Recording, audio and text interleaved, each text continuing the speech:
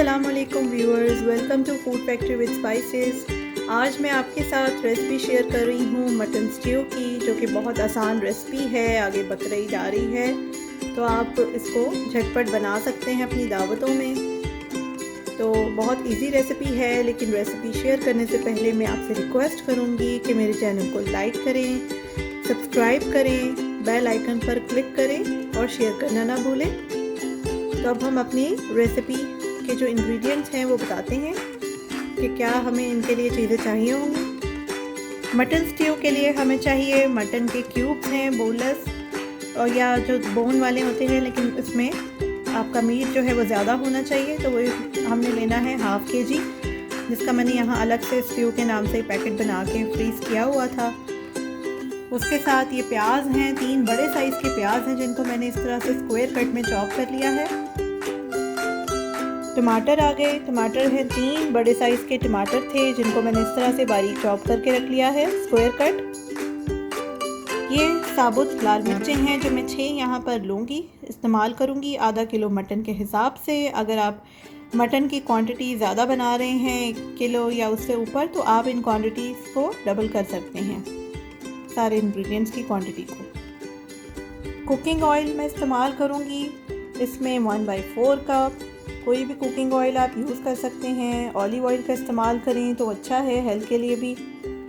साथ ये कुछ गरम मसाले हैं जिनमें मैंने 2 दालचीनी के टुकड़े लिए हुए हैं, ये आप देख सकते हैं। लौंगे जो हैं वो मैं कोई 8 के करीब लौंगे में इस्तेमाल कर रही हूँ। 2 बड़ी इलायचियाँ हैं, साथ ही ज़ीरा है, इसमें 1 टीस्पून भर के मैंने ज़ीरा ले लिया। और काली मिर्चें जो हैं वो मैंने 1/2 टीस्पून इस्तेमाल करनी है।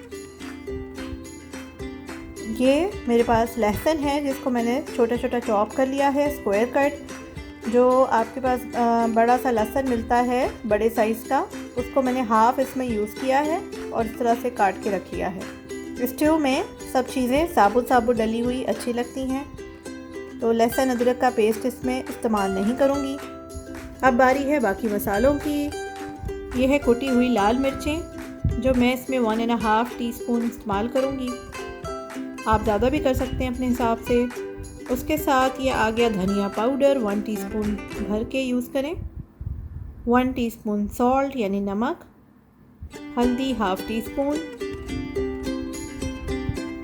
गरम मसाला 1/2 टीस्पून गरम मसाला पाउडर। इसकी रेसिपी भी इंशाल्लाह कुछ ऐसे मैं आपके साथ शेयर करूँगी। तो घर में बहुत अच्छा गरम मसाला तैयार हो जाता है अपने घर के मसालों से। साथ ये दही है, इसमें आधा कप दही हम यूज़ करेंगे। 4 बड़े साइज़ की हरी मिर्चें थी, मैंने इस तरह से उनको काट के रख लिया है। 2 ग्लास हमने पानी का इस्तेमाल करना है कुकिंग के दौरान। एक अदरक का टुकड़ा बड़े साइज़ का मैंने ले लिया, उसको मैंने इस तरह से पहले बारीक काटा और इस तरह से चॉप करके स्क्वायर कट करके रख लिया है। तो प्याज जो थे वो 3 इस्तेमाल करने हैं, ये मैं आपको बता चुकी हूँ।